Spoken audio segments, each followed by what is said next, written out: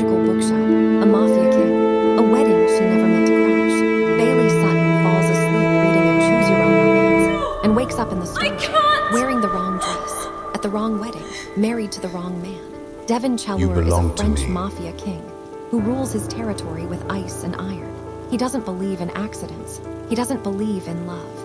And he definitely doesn't believe the bookish stranger who claims she fell through a magical door.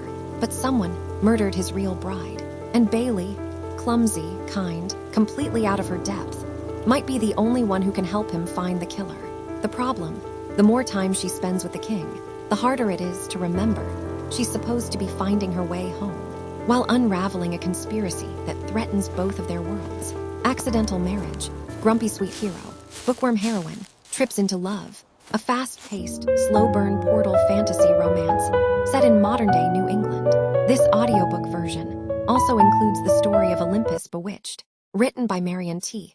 under the pen name Alice Bloom. Accidentally His Bride, a Mafia Romantasy novel. Oops, I'm in a Storybook #1 by Marion T. Copyright 2026 by Marion Pinera. All rights reserved. This book and its audio narration may not be reproduced, distributed, or transmitted in any form or by any means, including recording, posting online, or by any information storage and retrieval system, without written permission from the author, except for the use of brief quotations in a book review. All characters appearing in this work are fictitious. Any resemblance to real persons, living or dead, is purely coincidental. Names, brands, products, services, and other designations referenced in this book may be the trademarks or registered trademarks of their respective owners. These references are used for identification purposes only and do not imply endorsement or association with the author or this work.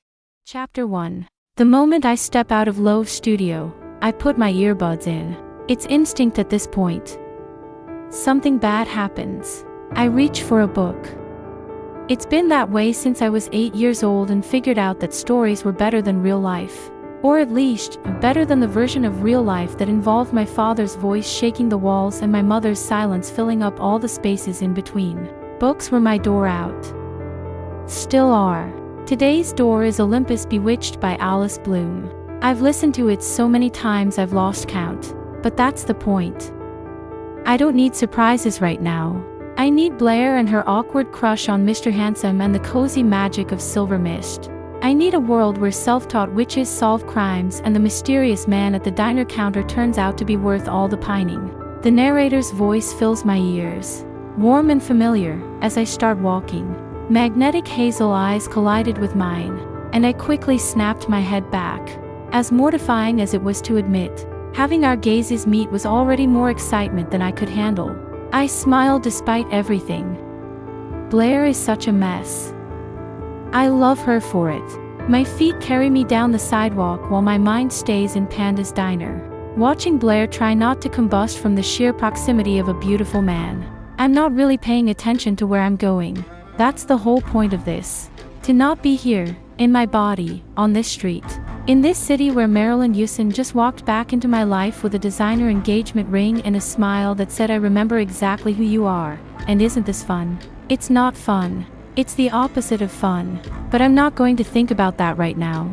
I'm going to think about Blair, who just spilled coffee on her textbook, and Mr. Handsome, who's about to do something impossibly charming. A raindrop lands on my nose. I blink, looking up. The sky has gone the color of wet slate, and even as I'm processing this, the clouds open up and rain comes down in sheets. Great. Perfect. Exactly what today needed. I pull my jacket over my head and look around for shelter. I'm on a street I don't recognize. Old brick buildings, iron lampposts, cobblestones slick with rain. How long was I walking? Where even am I? And then I see it. A shop, tucked between two taller buildings like something that doesn't want to be found. Light glows from its windows, and my photographer brain immediately starts cataloging. Warm color temperature. Maybe 2700 K, the kind of tungsten glow that makes everything look like a memory.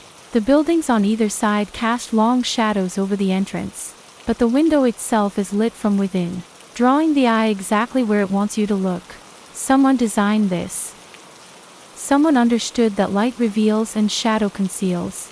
And they used both to make this little shop feel like a secret meant only for whoever stumbles across it. There's no sign outside. No name. Just the light, and the rain.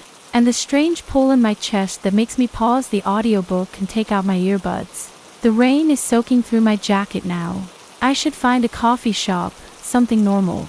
Somewhere with Wi-Fi and overpriced lattes and people looking at their phones. Instead, I push open the door.